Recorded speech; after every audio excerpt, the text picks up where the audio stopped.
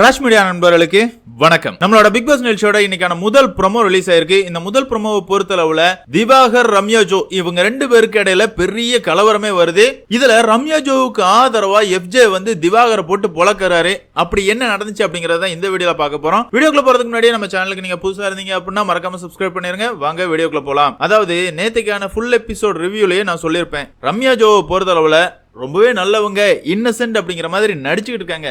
அவங்களோட உண்மையான குணம் இனிதான் வெளிவர போகுது. அக்காவை பொறுத்தளவுல பாக்குற மாதிரிலாம் இல்லப்பா, வாயில இருந்து வர்ற வார்த்தைகள் எல்லாமே கலீஜா தான் இருக்கும், சும்மா வேற லெவல்ல இறங்கி ஆடுவாங்க அப்படிங்கிற மாதிரி சொல்லியிருந்தேன். அது இன்னைக்கு ஸ்டார்ட் பண்ணிட்டாங்க அப்படின்னு சொல்லலாம். நேத்து ராத்திரியே கணிக்கிட்ட சொல்லிக்கிட்டு இருந்தாங்க, நான் இந்த வீட்டுல வந்துதான் வாயை அடக்கிட்டு இருக்கேன், இதுவரைய நான் சண்டை போடாத நாளே கிடையாது, யாரா இருந்தாலும் சண்டை போடுவேன், என் வாயில நல்ல வார்த்தைகளே வராது, வாயை திறந்தாலே இப்படிப்பட்ட வார்த்தைகள் தான் வரும் அப்படிங்கிற மாதிரி கெட்ட வார்த்தை எல்லாம் பேசி காட்டுறாங்க. அக்கா அதை இன்னைக்கு ஸ்டார்ட் பண்றாங்க. இந்த ப்ரோமோவை பொறுத்தளவுல என்ன காட்டுறாங்க அப்படின்னு பார்த்தோம்னா, ரம்யா யாருக்கிட்டயோ பேசிட்டு இருக்காங்க. அதுக்கு இடையில திவாகர் வந்து குறுக்க போயிடுறாரு. இது ரம்யாவுக்கு பிடிக்கல. எல்லாரையும் கூப்பிட்டு வச்சு பஞ்சாயத்து பேசுறாங்க.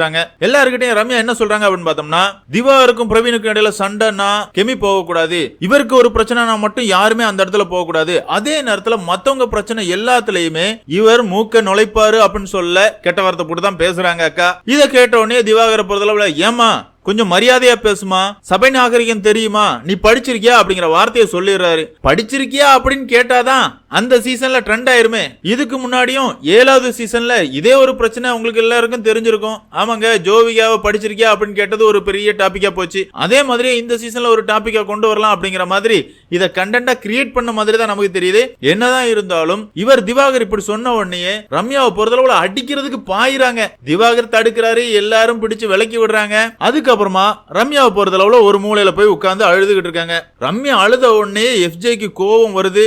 எஃப்ஜே வந்து திவாகர் கிட்ட சண்டை போடுறாரு. நீ படிப்பை பத்தி எல்லாம் பேசுனியா, நான் என்ன படிச்சிருக்கேன்னு உனக்கு தெரியுமா, நான் என்ன படிச்சிருக்கேன்னு உனக்கு தெரியுமா அப்படிங்கிற மாதிரி திவாகரை அடிக்கிற மாதிரி பாயிறாரு. இது தாங்க இந்த ப்ரோமோ. அதாவது வாட்டர்மெலன் ஸ்டாரை பொறுத்தளவுல வாயை கொடுத்து வாங்கிக்கிட்டு இருக்காரு அப்படின்னே சொல்லலாம். அதே நேரத்துல இந்த சீசன்ல யாருக்குமே சப்போர்ட் பண்ணலாம் முடியாதுங்க. எல்லாருமே தர லோக்கலா இறங்கி ஆடுற ஆட்கள் தான். யாரு எந்த அளவு இறங்க போறாங்க அப்படிங்கறத பொறுத்து தான் பார்க்கணும். என்னதான் இருந்தாலும் ரம்யா ஜோவை பொறுத்தளவுல எப்போ அவங்க கையில அதிகாரம் கிடைச்சிச்சோ அப்போ இருந்தே அவங்களோட உண்மையான குணங்கள் வெளிவர தொடங்குது.